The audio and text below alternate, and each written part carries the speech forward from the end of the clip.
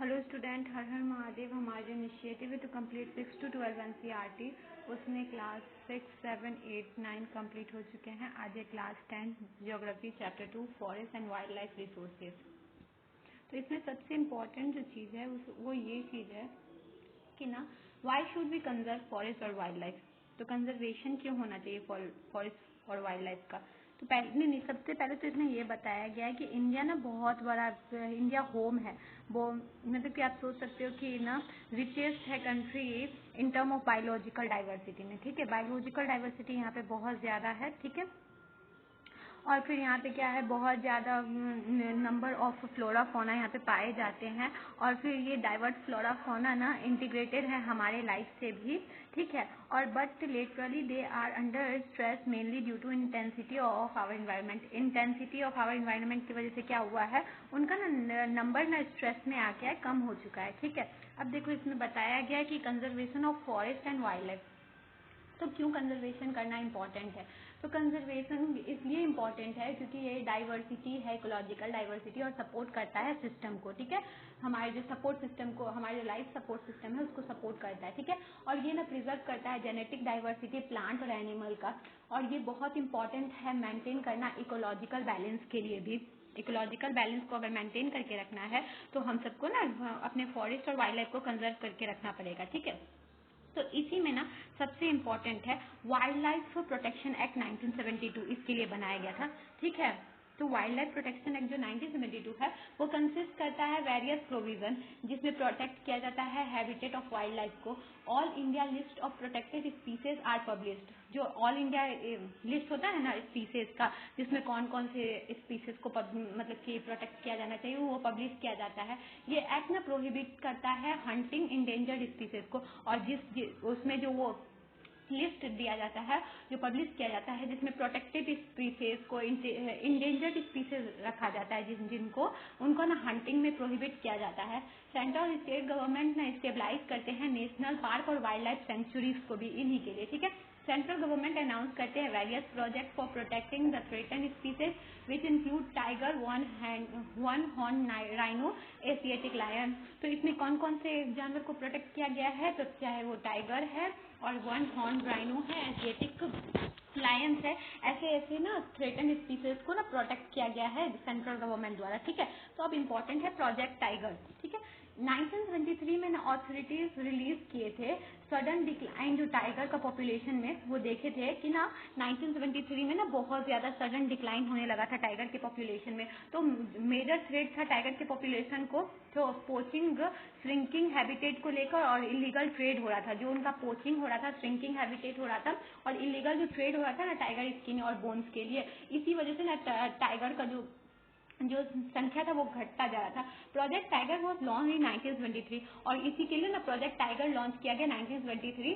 ये project M कर रहा था कि only save the endangered species but also maintain the equilibrium in the ecosystem. इसमें इंडेंजर्ड स्पीसीज को तो बचाना ही था, और बताया जा रहा था कि इसमें ना इक्विलिब्रियम को बना के रखना है कि ताकि इकोसिस्टम को खराब ना किया जा सके। ठीक है, तो इसमें ना कुछ टाइगर रिजर्व इंडिया में बनाए गए हैं इसी के लिए। तो इसमें बनाए गए थे Jim Corbett National Park Uttarakhand में, मानस टाइगर रिजर्व असम में, और फिर Sundarban National Park West Bengal में। वेरियस स्टेट भी टिक किए गए हैं ताकि कंजर्व किया जा सके फॉरेस्ट को और वाइल्ड लाइफ को इंडिया में। ठीक है, अब देखो क्या क्या ये सब कंजर्वेशन का जो वेरियस स्टेप किए गए हैं इसको कंजर्व करने के लिए, वो सब क्या क्या है। ठीक है, तो Indian wild life protection act implement किया गया 1972, और इसमें ना एक्ट प्रोहिबिट किया हंटिंग इंडेंजर्ड स्पीसीज को लेके। सेंट्रल स्टेट गवर्नमेंट ने नेशनल पार्क और फिर वाइल्ड लाइफ सेंचुरीज को डिफरेंट पार्ट ऑफ इंडिया में खोलने लगे। प्रोजेक्ट टाइगर लॉन्च हुआ 1973 में, और वाइल्ड लाइफ एक्ट 1980 और 1986, 1991 में इंसेक्ट, प्लांट और सब बहुत सारे चीज हैं जिनको प्रोटेक्टेड लिस्ट में जोड़ा गया। ठीक है, तो ना type and distribution of forest and wild life resources. अब देखो टाइप और डिस्ट्रीब्यूशन के बारे में बताया गया है। ठीक है, कि ना ये टाइप और डिस्ट्रीब्यूशन के बारे में बताया गया है कि किस हिसाब से ना टाइप और डिस्ट्रीब्यूशन है फॉरेस्ट का और वाइल्ड लाइफ रिसोर्सेज का। तो यहाँ पे ना रिजर्व फॉरेस्ट के बारे में बताया जा रहा है सबसे इम्पोर्टेंट। ठीक है, तो वो होते हैं जो ओन्ड और मैनेज किए जाते हैं गवर्नमेंट के द्वारा। More than half of the total forest. इसमें ना half of the total forest का जो ओन होता है, वो जो मैनेज किया जाता है, वो गवर्नमेंट के द्वारा किया जाता है। जम्मू कश्मीर, वेस्ट बंगाल और केरला में ऐसा है, ठीक है। उसके बाद है प्रोटेक्टेड फॉरेस्ट। ये प्रोटेक्टेड फॉरेस्ट क्या होते हैं, ये ओन्ड और मैनेज किए जाते हैं गवर्नमेंट के द्वारा। 1/3 जो इसका टोटल फॉरेस्ट होता है, ये ना ये प्रोटेक्ट किए जाते हैं गवर्नमेंट के द्वारा। बिहार, हरियाणा और पंजाब में ये चीज है। अनक्लास्ड फॉरेस्ट ओन्ड और मैनेज किए जाते हैं गवर्नमेंट और प्राइवेट इंडिविजुअल और कंपनी के द्वारा, ठीक है। और इसमें क्या होता है, अदर फॉरेस्ट और वेस्टलैंड होते हैं इसमें। नॉर्थ ईस्टर्न स्टेट्स और पार्ट ऑफ गुजरात में इनको देखा गया है, ठीक है, इन सब चीजों को, ठीक है। तो इसमें बताया जा रहा है अब कि ना, अब बताया जा रहा है कि परमानेंट फॉरेस्ट क्या होते हैं, ठीक है। तो परमानेंट फॉरेस्ट के बारे में यहाँ पे है, ठीक है। तो परमानेंट फॉरेस्ट क्या होते हैं, ये कंबाइंड रिजर्व और प्रोटेक्टेड फॉरेस्ट होते हैं, ठीक है। इसमें ना मैनेज किया जाता है पर्पस इस चीज के लिए, ताकि इसमें टिम्बर को प्रोड्यूस किया जा सके और अदर फॉरेस्ट का जो चीज है ना, उसको प्रोटेक्ट और प्रोटेक्टिव रीजन के लिए ना उसको फॉरेस्ट का प्रोड्यूस किया जा सके। एमपी ना लार्जेस्ट एरिया है under forest which constitute 75% of total forest area. MP में 75% जो एरिया है वहाँ का, वो ना टोटल फॉरेस्ट एरिया के अंदर आता है, ठीक है। अब देखो, community and conservation, Sariska tiger reserve, ठीक है। तो इसमें ना बताया गया है कम्युनिटी और कंजर्वेशन में, ठीक है। तो इसमें सबसे इम्पोर्टेंट है जो सरिस्का टाइगर रिजर्व के बारे में, ठीक है। तो ये क्या है, ये लोकेट करता है अरावली हिल, राजस्थान में। विलेजर जो है वो प्रोटेस्ट करते हैं यहाँ पे माइनिंग एक्टिविटी के खिलाफ और हेल्प करते हैं वाइल्ड लाइफ प्रोटेक्शन में, और सक्सेसफुली स्टॉप किए थे माइनिंग एक्टिविटीज को यहाँ पे, ठीक है। सरिस्का टाइगर रिजर्व के पास, मतलब माइनिंग एक्टिविटी को बैन किया गया था यहाँ पे। अलवर डिस्ट्रिक्ट ऑफ राजस्थान में भी कुछ हुआ था, ठीक है। अलवर डिस्ट्रिक्ट ऑफ राजस्थान में क्या हुआ था कि ना, यहाँ पे विलेजर थे अलवर डिस्ट्रिक्ट राजस्थान के, वो डिक्लेयर किए थे 1200 हेक्टेयर फॉरेस्ट को बड़ी दियो दरकार, बड़ी भरी रो देव दकव सोंगचुरी, ठीक है। तो इसका मतलब था कि ना ये ओन रूल होगा और वहाँ रेगुलेशन होगा, जिसमें इंक्लूड किया जाएगा नहीं हंटिंग करना और प्रोटेक्ट करना वाइल्ड लाइफ को आउटसाइडर से, ठीक है। इसमें अलवर डिस्ट्रिक्ट में ये किया गया था। फिर चिपको मूवमेंट आया, तो इसमें बताया गया था कि एम था प्रोटेक्ट करना ट्रीज को, फॉरेस्ट का नॉन वायलेंस तरीके से।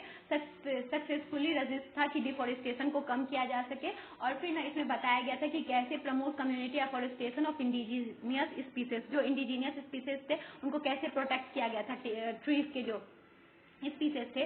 बीच बेचो आंदोलन, ठीक है। तो इसमें बताया गया था, ये ना पॉपुलर था टेहरी डिस्ट्रिक्ट ऑफ उत्तराखंड में, और मेनली लेड कर रहा था फार्मर और सोशल एक्टिविस्ट द्वारा। ये यूनिक मूवमेंट था सेव करना ट्रेडिशनल सीड्स को और डाइवर्सिफाई करना क्रॉप प्रोडक्शन को with the use of scientific channel. तो इसमें क्या था, यूनिक मेथड को यूज किया जा रहा था ताकि ना जो ट्रेडिशनल सीड्स हैं उनको रोका जा सके और डाइवर्सिफाई किया जा सके क्रॉप प्रोडक्शन को, और फिर ना यूज किया जा सके सिंथेटिक केमिकल को, ठीक है। फिर उसके बाद है joint forest management programme, joint forest management programme, ठीक है।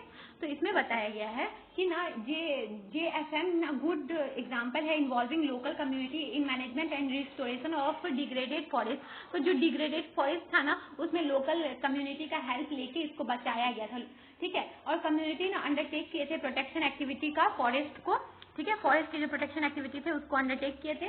उसके बाद क्या हुआ था, फिर in return member of the community are entitle to use the forest product. तो इसमें क्या बताया गया था कि अगर आप इनको मतलब फॉरेस्ट का प्रोडक्ट सबको बचाएंगे, फॉरेस्ट को बचाएंगे, तो आपको क्या होगा कि ना आपको ना जो भी फॉरेस्ट प्रोडक्ट होगा उसको आपको लेने का पूरा हक रहेगा, ठीक है। This programme is popular in the state of Odisha, और ये प्रोग्राम कहाँ पे बहुत ज्यादा पॉपुलर हुआ था, इस स्टेट ऑफ ओडिशा में, ठीक है।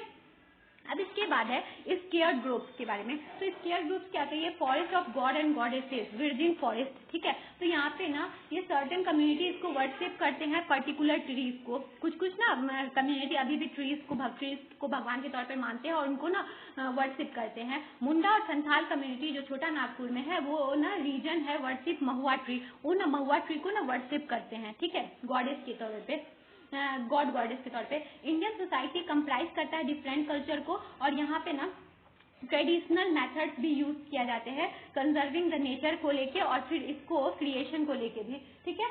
दिस नोई community of Rajasthan hurts of black buck, nilgiri and peacock and nobody harms them.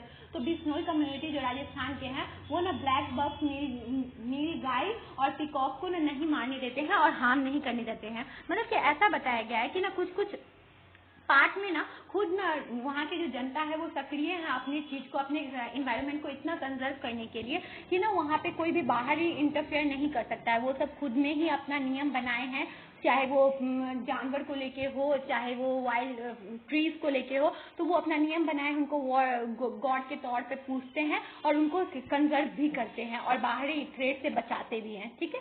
तो ये इस चैप्टर में बस इतना ही था। देखो ये गौतम बुद्ध का कोट है, ये बहुत ज्यादा इम्पोर्टेंट है। तो इसमें ना गौतम बुद्ध के द्वारा बताया गया है कि ट्री ना पेकुलर ऑर्गेनिज्म है जो अनलिमिटेड काइंडनेस और बेनिवलेंस और फिर makes no demand for its subsistence, ठीक है, और extends generously the product of its life activity. It affords protection to all beings, offering shade even to the axemen who destroy it. तो ना ये बताया गया है कि ट्री ना ऐसा ऑर्गेनिज्म है जो ना हम सबको काइंडनेस देता है और बहुत ज्यादा बिनोवलेंस है, ठीक है, और ये कुछ डिमांड भी नहीं करता है, ये बस अपना प्रोडक्ट देता है हम सबके लाइफ एक्टिविटी को चलाने के लिए। और फिर ना ये ना हम सबको क्या करता है, अब हम सबको प्रोटेक्शन देता है ऑल लिविंग बीइंग को, जैसे कि ऑक्सीजन देके, ठीक है, और फिर क्या बताता है कि ना जो इसको काटना चाहते हैं ये उसको भी ना अपना शेड देता है, अपना छाया वो उसको भी देता है। तो ट्री इतना इंपॉर्टेंट है, ये गौतम बुद्ध का कोट है, तो ये बहुत इंपॉर्टेंट है, ठीक है। इस चैप्टर में बस इतना ही था। ये चैप्टर अच्छी तरीके से समझ में आया तो उसके सारे क्वेश्चन को सॉल्व करना है। अगर कोई भी डाउट हो तो आप कमेंट में पूछ सकते हैं। I hope you understand. Thank you.